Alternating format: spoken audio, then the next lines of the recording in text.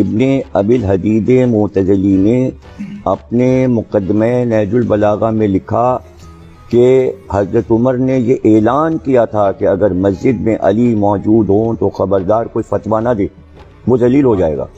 علی کی موجودگی میں اگر فتویٰ دیا تو اس کے معنی فتویٰ اور شریعت جو علی سمجھتے تھے، یہ بات حضرت عمر بھی جانتے ہیں۔ خلافت کے ہر ادوار میں علی کی حیثیت ایک بڑے عالم کی تھی، جیسا کہ ابھی آپ نے بھی فرمایا، کون صاحب نے بھی فرمایا۔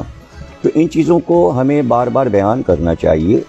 تو اب علی کو بھی عالمین کا ہونا چاہیے۔ تو اب اگر مولا کائنات کہہ دیا تو اس میں کون سے شرک ہو گیا، کون سی مصیبت آفت آ گئی؟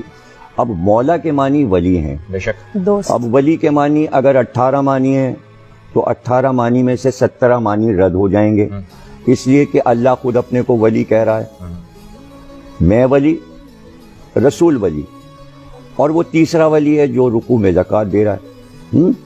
تو اللہ جب ولی ہے تو اب 17 معنی ولی کے نہیں ہوں گے، ایک ہی معنی ہوں گے۔ جو اللہ کے لیے ولی ہوگا وہی رسول کے لیے ولی معنی ہوں گے اور وہی علی کے لیے ہوں گے۔ تو اگر عالمین کا رب اللہ ہے، عالمین کے نبی رسول ہیں، تو پھر ولی بھی عالمین کے لیے کہ وہ عالمین کی باتیں بتائے۔ اور یہ دعوت صرف حضرت علی نے کیا ہے کہ سلونی، مجھ سے پوچھو، میں ازل سے ابد تک کی باتیں بتاؤں، میں زمین کے راستوں کی طرح آسمان کے راستوں سے واقف ہوں، اور جو میں بتا سکتا ہوں اس سے پہلے کہ میں تم میں نہ رہوں پوچھ لو۔ ایسی دعوت تو کسی نے نہیں دی۔ اب جتنا جس کا ظرف اور حوصلہ تھا اس نے پوچھا، اور جتنا پوچھا اسی سے وہ علم علی کا سب کاغذ سے آ گیا، لوگوں نے محفوظ کیا۔ اور جہاں بھی علم کی یہ خاصیت ہے کہ علم پسند دنیا کے کسی کونے میں ہو، وہ کھنچ کے وہاں پہنچ جاتا ہے۔ تو جب علی نے مسجد کوفہ کو علم کا مرکز بنایا تو یونان کا عالم بھی آ گیا، ایران کا عالم بھی آ گیا، روم کا عالم بھی آ گیا۔ جہاں جہاں علم تھا وہ بھاگ کر دوڑ کر وہاں آ گیا، اور پھر اس نے اپنے ظرف اور اپنے علم کے مطابق علی سے پوچھا۔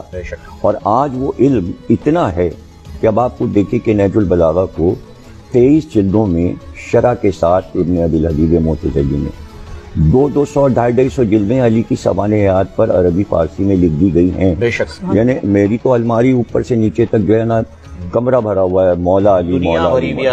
یعنی میں نے ایک پورشن صرف نہج البلاغہ کا بنایا ہے، ایک پورشن صرف ولایت علی کا بنایا ہے، ایک علی کا سوانح حیات کا بنایا ہے، ایک علی کے علم کا بنایا ہے۔ صرف آپ وہ کتب خانہ کمرہ میرا دیکھ لیں جو علی سے بھرا ہوا ہے۔ اور دنیا کے کتب خانے، یعنی میں دنیا کے ہر بڑے کتب خانے میں گیا ہوں، کانگریس لائبریری واشنگٹن گیا، ہالینڈ کے، جرمنی کے، فرانس کے، لندن کے بڑے کتب خانے، آپ یقین کریں صرف میں کہتا تھا علی، تو لائبریرین جو مقرر ہے انڈیا ہاؤس لائبریری میں، بہت بڑی لائبریری ہے، وہ بس کہتا تھا اور وہ چیز لا کے میز پہ رکھ دے۔ وہ کہتے تھے 2 منٹ میں کتاب آتی ہے، وہ چاہے کسی منزل پر ہو وہ جناب آ جاتی ہے۔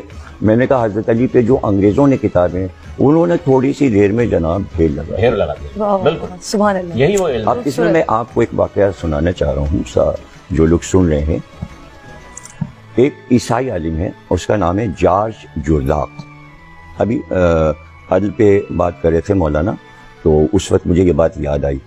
تو جارج جرداق نے ایک کتاب لکھی حضرت علی پر، اور اس کا نام اردو میں ترجمہ میں بتا رہا ہوں، ندائے عدالت انسانیہ۔ ابھی مولانا نے حضرت عمر کا ایک واقعہ سنایا کہ وہ صرف اسلام کے فیصلہ کرنے والے نہیں بلکہ کائنات کے ہیں۔ بے شک۔ تو اس نے یہ لکھا کہ علی عدالت انسانی کے فیصلہ کرنے والے، یعنی آواز آ رہی ہے انسانی عدالت میں علی علی، وہ اس نے لکھا۔ وہ پبلشر کے پاس چھاپنے کے لیے لے گیا، تو اس نے کہا بھائی کاہے پہ لکھا؟ اس نے کہا حضرت علی کا نہیں تو مسلمانوں کے خلیفہ اور امام ہیں، ہم کیوں چھاپیں؟ عیسائی پبلشر نے کہا۔ تو وہ کئی جگہ گیا اور کتاب نہیں چھپ پائی۔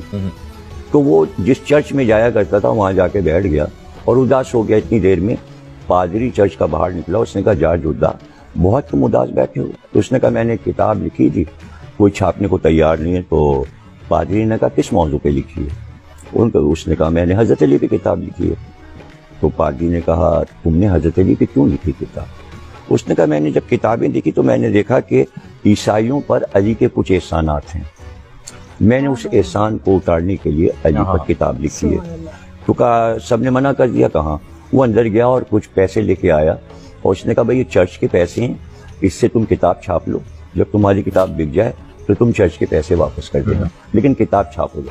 اس کی کتاب چھپی، 123 ایڈیشن اس کے کتاب کے آئے، پھر اس کا ترجمہ جرمنی میں ہوا، پھر فرینچ میں ہوا، پھر ایران میں ہوا، عربی میں اس کا ترجمہ بار بار ہوا، اور اس کے بعد جب عراق کتاب پہنچی تو اس دور میں آیت اللہ محسن حکیم صاحب تھے، انہوں نے اپنے طلباء سے کہا کہ اگر تمہارے پاس پیسے نہیں ہیں تو کپڑے بیچو اپنے اور یہ کتاب خرید کے پڑھو۔ اس کا صرف ایک جملہ پہلے باب کا میں سنا رہا ہوں۔